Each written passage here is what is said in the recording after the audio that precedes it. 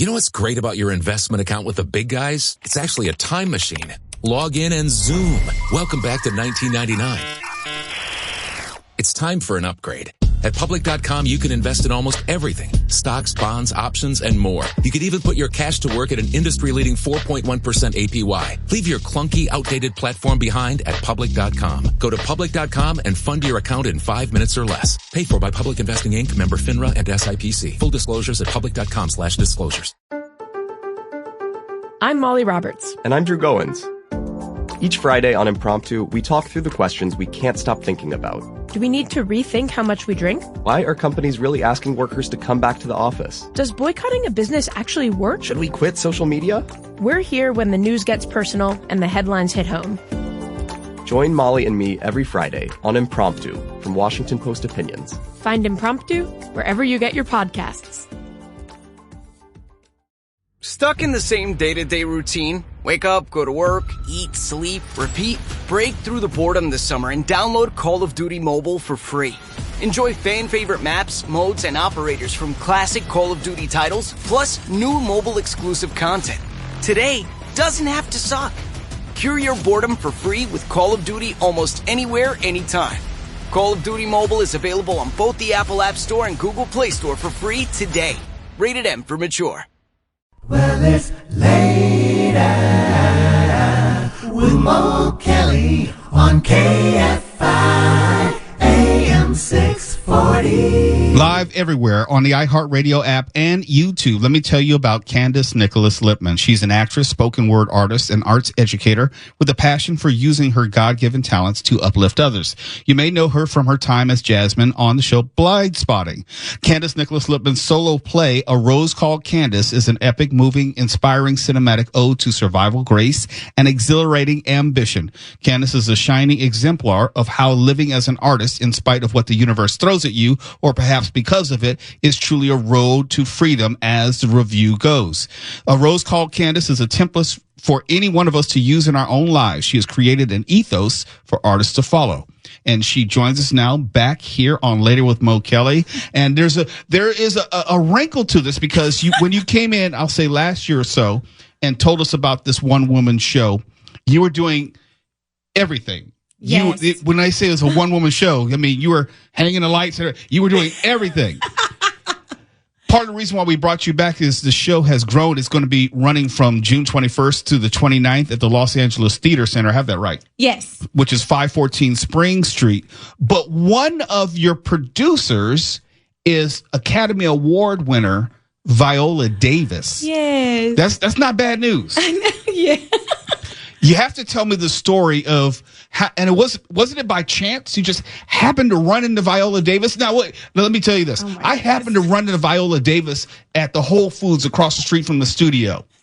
It didn't go as well for me. How is it when you ran into Viola Davis, you ended up working with her? Oh my goodness. Okay, guys, this is a little bit of a long story, so I'll just give the Cliff Notes version.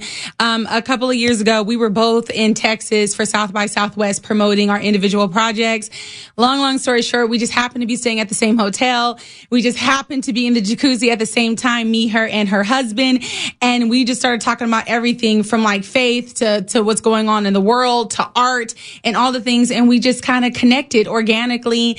And as you know, Mr. Kelly, I'm very transparent yes. about, things in my life and what's going on. And then it was just, it's been really, really hard and stuff. And so we were just talking about all the things. And then that's how we kind of connected. Mr. Julius and Miss Viola were like, hey, when we're back in LA, connect with us. Here's our assistant's information. And then from there, yeah. You say that, we all have our story. Yes. And sometimes people only know us by our glory. You've worked in Hollywood for quite some time. You have had success, been on Grey's Anatomy, of course, Blind Spotting, but people think, oh, it's easy after that. And that couldn't be further from the truth, is it? So far from the truth. And I think that is the thing that's really, really powerful in terms of what I believe my purpose and assignment is. I believe my vulnerability is my superpower.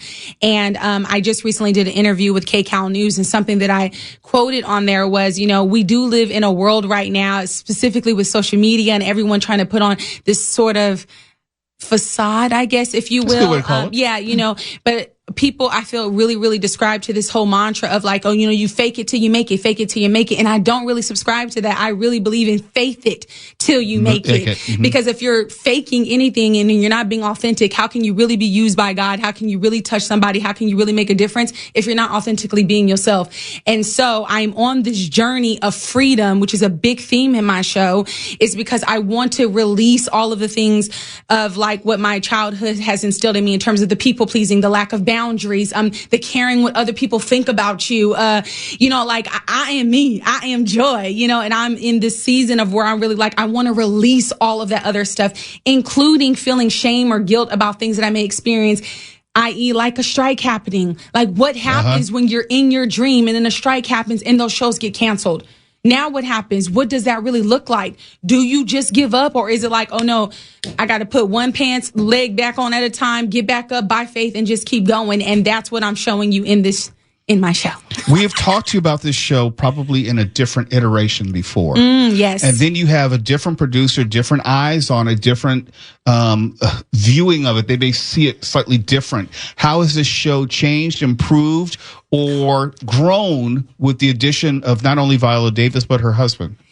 Well, it has grown. For one, of course, having their support is a big deal, right?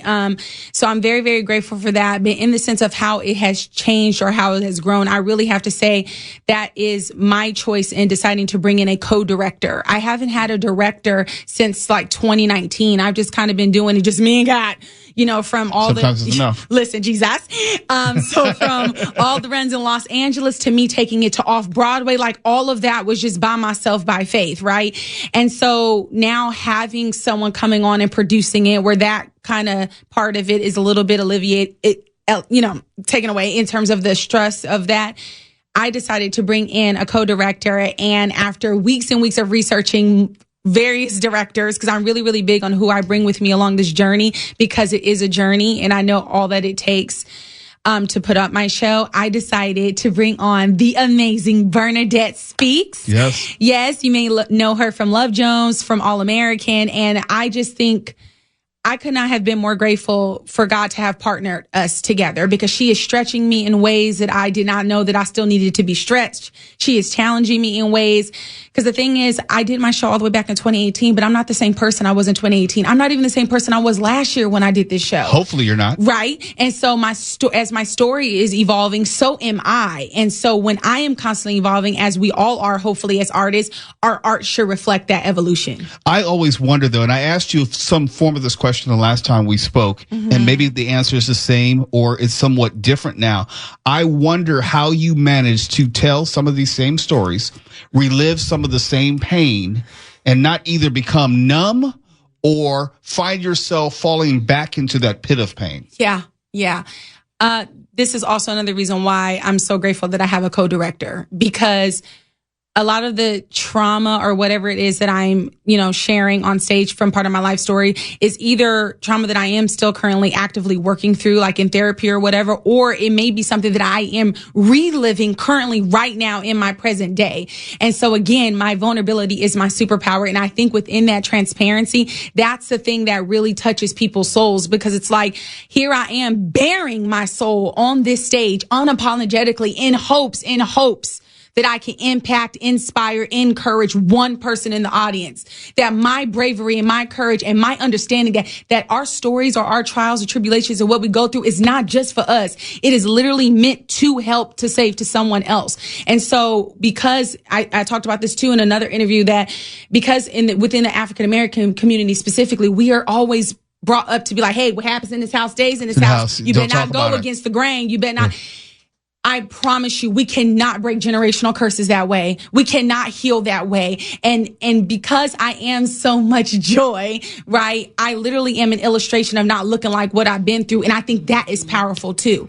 And so if I can show people that resilience and how no matter what, I still continue to get up, then you could get up too. We're talking about a rose called Candace with... I am amazed, Candace Nicholas-Lippman, because each time we talk, you have a renewed sense of self and energy, which confounds me. And then I hear your person of faith, like, oh yeah, that explains that, Yeah. Very quickly, how can people find the show and get their tickets right now. Yes, right now you can go to the robytheatercompany.org, robytheatercompany.org. They are also a producer on this show. That's ROBEY. Yes, ROBEY. theatercompany.org. You can also head to my website, arosecalledcandace.com, for more information. And we have our first preview this Friday. Oh Lord, June 20th. And then the official opening is June 21st and we run through the 29th.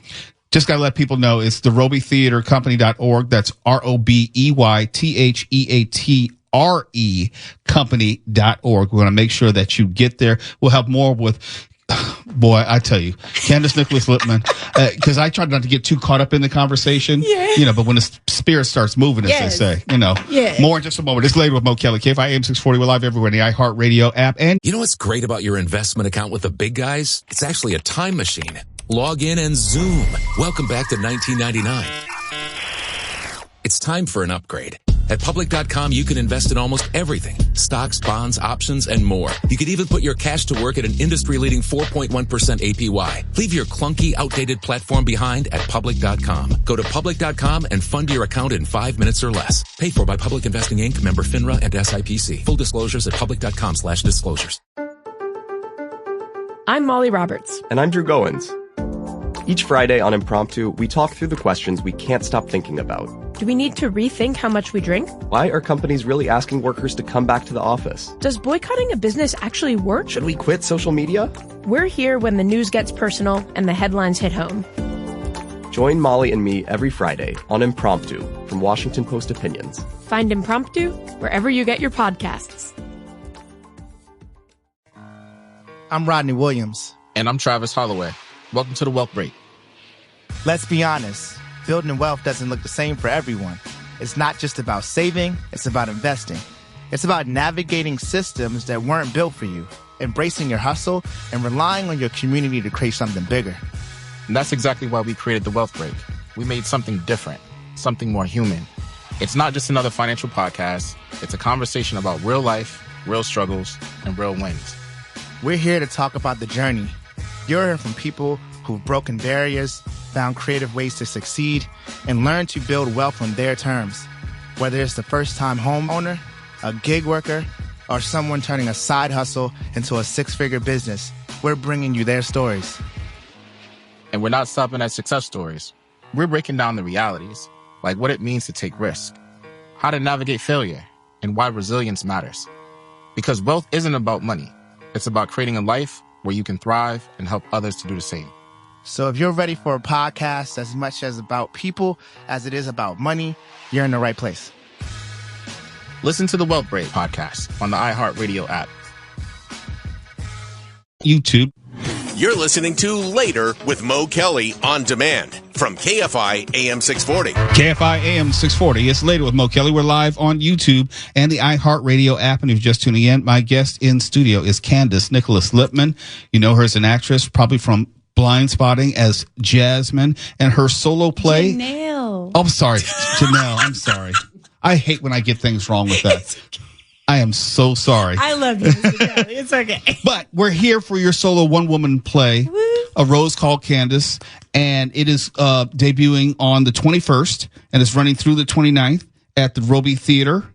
Oh, excuse me, at the Los Angeles Theater, which is 514 Spring Street in L.A. And from what I hear, you got two people in the studio who will be there as well to see you. It should be folk, Mr. Kelly. Look, fair enough. Tuala, you got my schedule. I think we could do Saturday the 21st. Woo!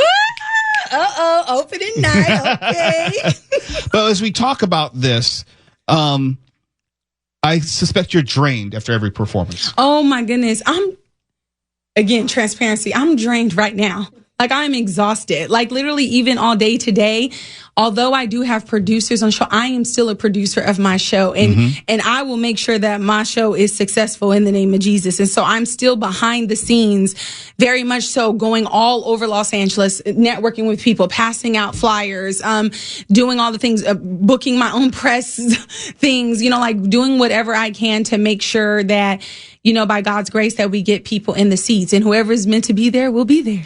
You and I were having a very candid conversation off air, talking about the realities of entertainment. Let me put it that way, where with each success, there is someone saying you're a failure. Yeah, absolutely. Each step of the way, someone is saying you can't do this, or you're not good enough, or they don't recognize the path that you're on. How do you deal with it? I know how I deal with it. Yeah.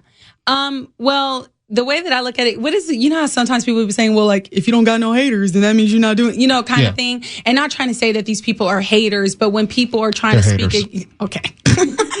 They're haters. But like when people do try to feed me with all that negativity, again, everything is perspective, and I have to do the work constantly to be like, no, I know who I am. I know who God is, and I know what God said and what he has ordained for my life. So regardless of what you're saying, I could listen to what you say, but I don't have to receive it, and I don't have to deposit that in my spirit. I rebuke it.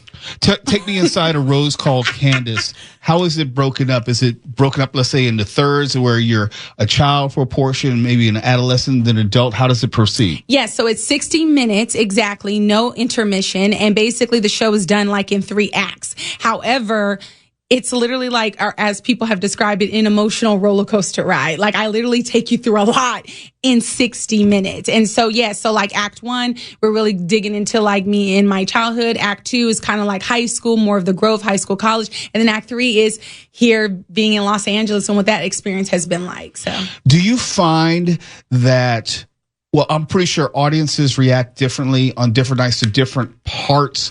Do you find people responding more to when you're an adolescent or maybe you're in college, or I'm quite sure it hits people differently? Yes. Because it hits people differently and the different responses that I've gotten from people, this is also how I know that this is purpose.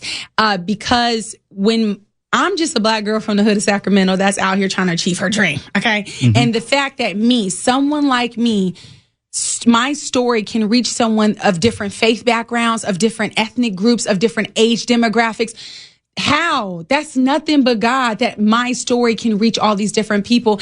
And I really have to say that's kind of kudos to my pastor, Dr. Hosea Collins, because it was him back in 2014. I was homeless living in my car when I started writing the story. Don't run too fast past that. Slow down so people can hear it and understand not only where you're going, but where you've come from. Yeah. Thank you. Homeless living in your car. Yeah. It's so interesting you said that, because that's one of my notes that my co-director, she's like, you don't have to speak like Candace. Let us be there with you. Yes. Let us dwell in the moment. Yeah. So yes, it was 2014. I was living in my car, homeless. And I remember having a counseling session with my pastor. And I remember kind of just talking to him like about my life a little bit. And he's the one who said, he was like, baby girl, you have a powerful story. He said, and I'm going to tell you something. Your story is not unique, but it's because it's not unique is the reason why you need to share it. And that shifted everything for me, where I was like, oh, again, our testimony, it's not just for us. It is meant to be for other people. And so with that, I just was like, okay, God. And I just was writing. And then I debuted it in 2018 and then just kept on with it from there. But the response I got in 2018, that really solidified, that confirmed, where I was like, oh, wow. Okay. So, cause I'm terrified. It is terrifying. I am literally sharing things that people put in their journals. Yes. Do you understand? Like this is things that I'm sharing out. But again, because it is bigger than me, I have to remove myself and understand that Candace, it's bigger than you. You have more of a calling, Candace, I always wonder, yes, women are going to get something out of this. Women may more readily identify with the different parts of your story, but I'm sure men get something out of it as well.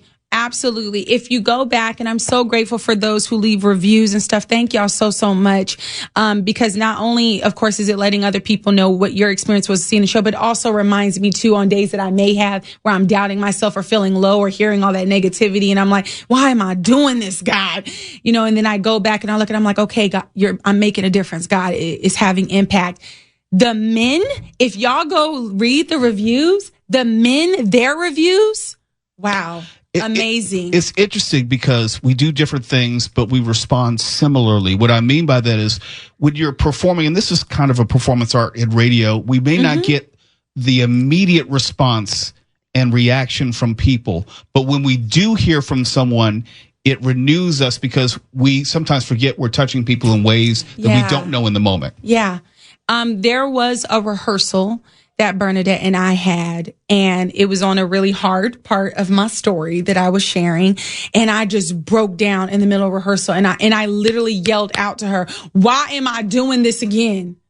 Because you're reliving it? Yes, because I'm like, why am I putting myself out here again for people? Why am I doing this, God? Like, what is the purpose of this? Like, so even within the process and me still being very clear of my assignment, I'm still human. Like, this is not easy. And y'all will see when you come see the show. It's not easy what I'm doing at all. Candace, Nicholas-Lippman, I'm out of time with you at this point, but I want to make sure that you know that we support you and make sure that people know how to get there. Yes. Tell people the when, the where, the how, all the specifics, please. Yes. So again, y'all, my name is Candace Nicholas-Lippman. That's Candace, Candace.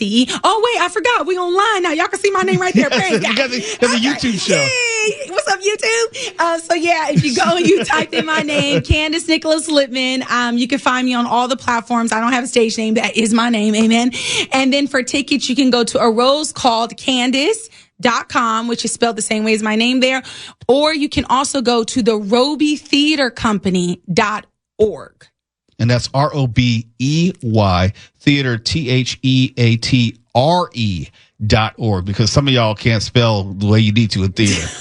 It's not like movie theater. It's like playwright theater, TRE. Yes, you guys, come. It is more than entertainment. This show is ministry. I promise you, based on what all throughout the years that other people have said, you will not leave the theater the same way you came in. I'm very grateful to the Roby. I'm so grateful to Mr. Julius and Miss Viola for giving me this opportunity to share my story again. And again, this is probably the final run in Los Angeles. So if you've never seen my show, come. And even if you have seen it, you have not seen it this way before. So come.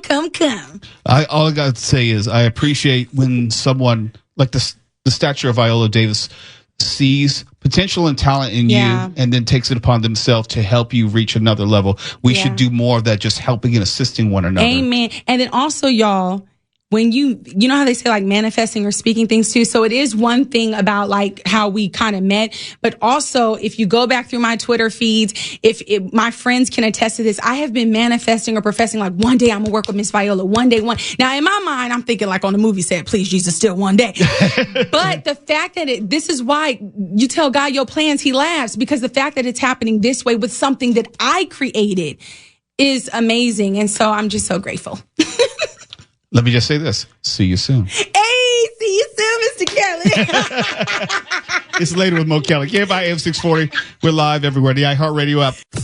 You're listening to Later with Mo Kelly on demand from KFI AM 640.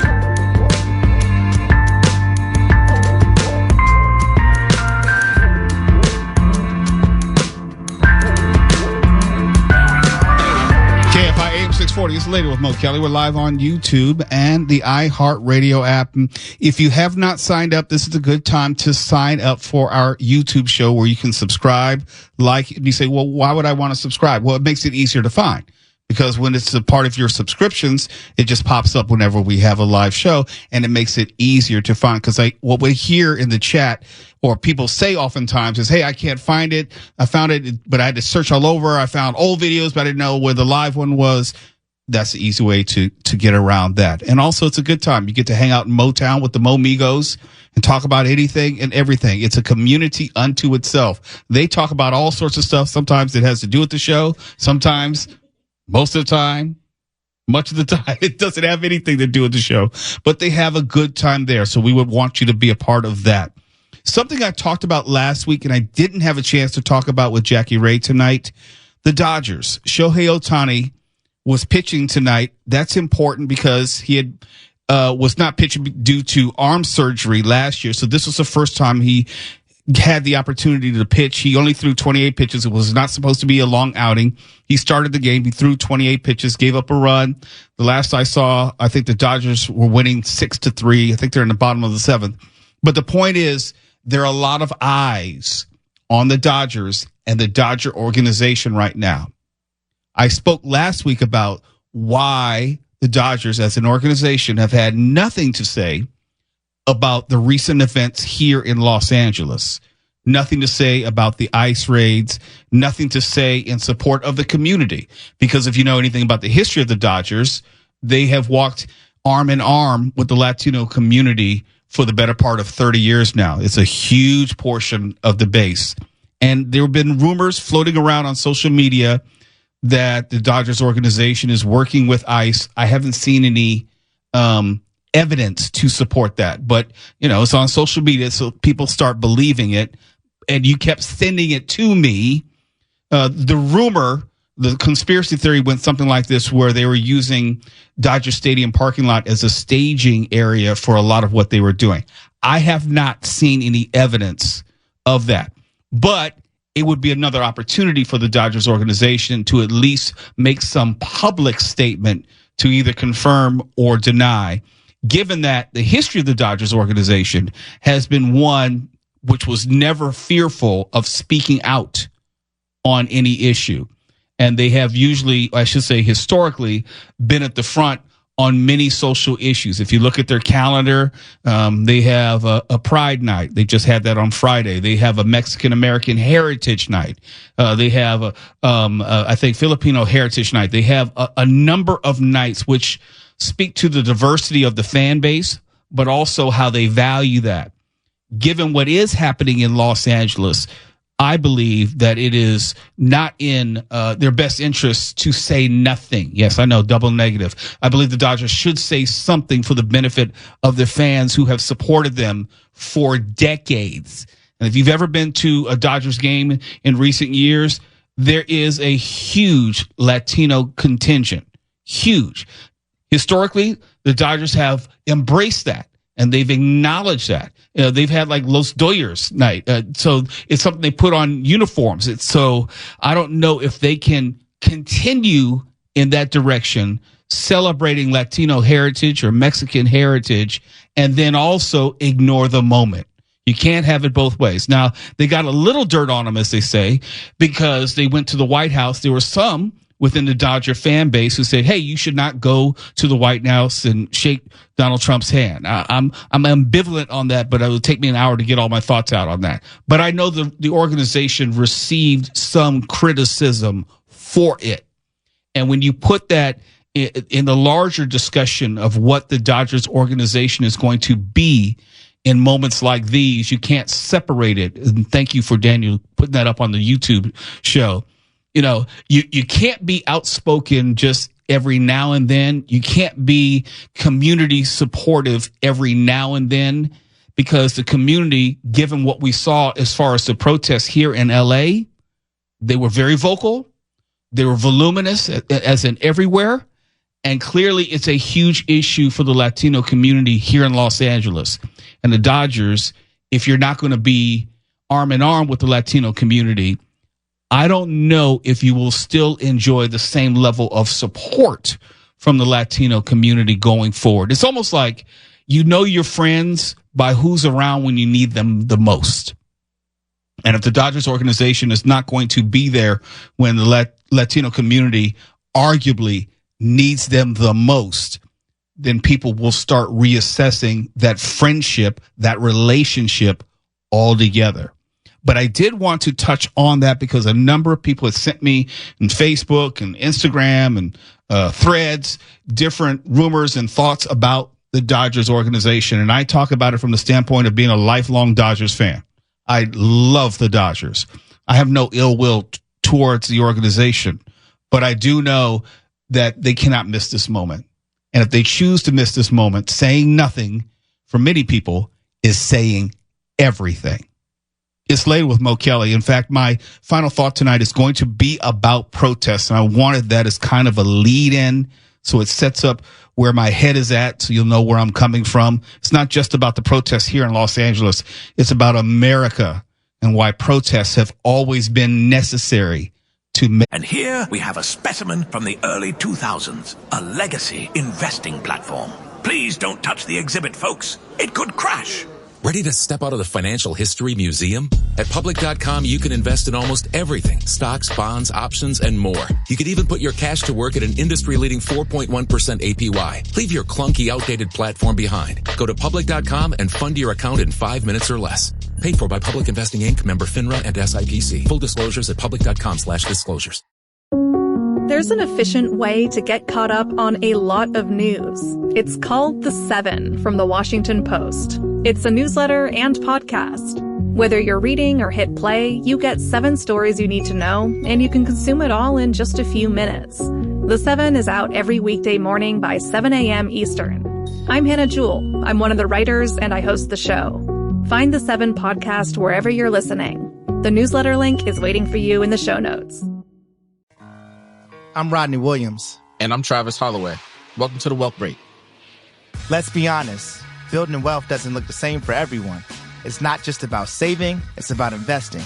It's about navigating systems that weren't built for you, embracing your hustle, and relying on your community to create something bigger. And that's exactly why we created the Wealth Break. We made something different, something more human. It's not just another financial podcast. It's a conversation about real life, real struggles, and real wins. We're here to talk about the journey. You'll hear from people who've broken barriers, found creative ways to succeed, and learned to build wealth on their terms. Whether it's the first-time homeowner, a gig worker, or someone turning a side hustle into a 6-figure business, we're bringing you their stories. And we're not stopping at success stories. We're breaking down the realities, like what it means to take risk, how to navigate failure, and why resilience matters. Because wealth isn't about money. It's about creating a life where you can thrive and help others to do the same.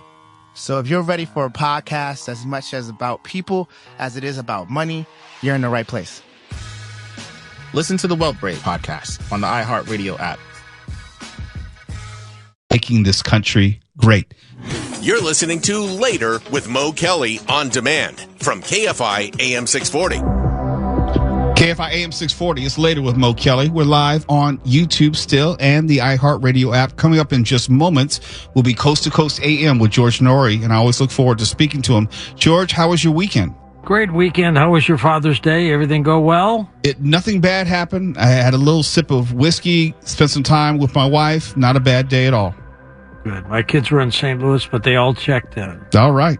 That's good. Tonight on the show, we're going to talk about the legality of protests. Fascinating couple hours. And then later on, Expedition Unknown, we're going discovery hunting across the world.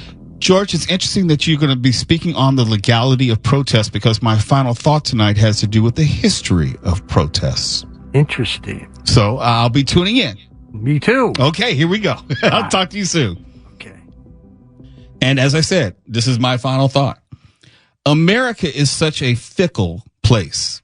It is a place founded on protest. In fact, founded on a violent protest, truth be told. Boston Tea Party, American Revolution, War of 1812, Civil War, yada, yada, yada, blah, blah, blah. All were varying levels of violent protest. And every major move forward in this country's bid to form a more perfect union has been thanks to, say it with me, protest. And in every single instance, the status quo at the time resisted it. Every single time. Here are just a few examples. I'm talking to you on a Monday after a weekend in which we did what we wanted, including protest, celebrated Father's Day, went to the movies, whatever. The modern concept of the weekend, Saturday and Sunday off, primarily arose from the Industrial Revolution in the late 19th and 20th centuries, early 20th centuries. Initially, factory workers, many of whom were former farmers, disliked the whole idea of a 7-day work week. When the 1929 stock market crash crippled the world economy, the resulting Great Depression led to mass strikes in response to rising unemployment and poverty, among other things. Strikes, of course, are protests by another name. Long story short, President FDR signed the Fair Labor Standards Act into law in 1938. Imagine that. Protests. Women all around the country mostly either voted for Donald Trump or Kamala Harris in 2024. But the women's suffrage movement included peaceful protests, lobbying, civil disobedience, and it took decades of agitation, in other words, protests, to get the 19th Amendment to the U.S. Constitution in 1920. Women's suffrage was a wildly unpopular movement in the beginning. Women voting? America was not having it. But here we are today. Protests and the status quo resisted. It was uncomfortable for the country, but when it's uncomfortable, it means the Constitution is doing its job. The modern civil rights movement, you've heard me reference it many times. Lots of marches, protests, civil disobedience, even riots. The height of constitutional discomfort in America, I would argue. The status quo resisted every step of the way. Most people don't know. The civil rights and ending segregation was not supported by the majority of Americans when the Civil Rights Act was passed in 1964. Most people were not down with that cause. You should sense a theme here. Protests have never been popular. Never. Because if they were, we wouldn't need them in the first place. Just about everything we call normal today was wildly unpopular yesterday. The people who are not protesting are never appreciative of those who protest or their methods. That's just a fact in every instance. The mass protest against the Vietnam War didn't end the war, but it surely shaped American foreign policy. The more unpopular the war became, the more prevalent the protests became, the more it hastened our withdrawal at the end. Maybe you're old enough to remember how uncomfortable it was in America during the late 1960s and early 1970s. Let me keep going. The gay rights movement, another great example. Pride Month, as in like right now, and how far we've come does not happen without the protests, the riots, and backlash to the police raids of gay bars and the denial of service to openly gay people. The 56th anniversary of the Stonewall riots is just days away. Protests and American discomfort have historically gone hand in hand. 2025? No different. It's a continuation of what I would call an American tradition. Now, that's not just to say that because you protest, you'll eventually succeed, or that every issue is worthy of support. Not at all. I am saying, though, that protest is what makes America, America. It's affirmation that the Constitution is doing its job. And that's assuming that the three branches of our government all do their jobs. Otherwise, the Constitution means nothing. Everybody's got to pull their own weight. And I say all this to say, against the backdrop of what we were all watching and seeing and experiencing over the weekend, protest is never bad for America or a sign that we're on our way to hell in a handbasket. It says to me that America and Americans remember where they came from, and the country is continuously evolving relative to the issues of the day. The people originally denied human rights now have human rights in this country. The people who were once denied citizenship now have citizenship. The people who could not vote can now vote. The people who could not own land or buy property in any neighborhood as other Americans now can. The people who could not marry whoever they wanted can now marry whoever they want. And it's been a process. Don't act like America doesn't have further room for improvement or we've arrived, because that's not true. Women, now really pay attention to this. Women only gain the right to open a checking account without their husband's permission in 1974. That's within my lifetime. I remember 1974. The Godfather 2, Part 2 came out in 1974. Hold on to your butts on this one. Mississippi didn't ratify the 13th Amendment, which abolished slavery, until 2013. 2013. That was during Obama's second term. So, oh yes, protest still has a role in 2025. And yes, it will be uncomfortable, just as the Constitution promises, because of, that First Amendment. This country was never great without protest, only thanks to it. For KFI AM 640, I'm Mo Kelly. KFI and KOST HD2, Los Angeles, Orange County, more stimulating talk. You know what's great about your investment account with the big guys? It's actually a time machine. Log in and zoom. Welcome back to 1999. It's time for an upgrade. At Public.com, you can invest in almost everything. Stocks, bonds, options, and more. You could even put your cash to work at an industry-leading 4.1% APY. Leave your clunky, outdated platform behind at Public.com. Go to Public.com and fund your account in 5 minutes or less. Paid for by Public Investing Inc., member FINRA and SIPC. Full disclosures at Public.com/disclosures. You don't know me yet, but I bet we have something in common. We all wish we were better functioning humans. Maybe figure out how to sleep better, have more meaningful relationships, cook more. That's Search for Practical Knowledge. It's my job at the Washington Post. I host a podcast called Try This. Every episode is like an audio class, and we learn together. I'm Christina Quinn. Now you know me. Check out Try This wherever you're listening.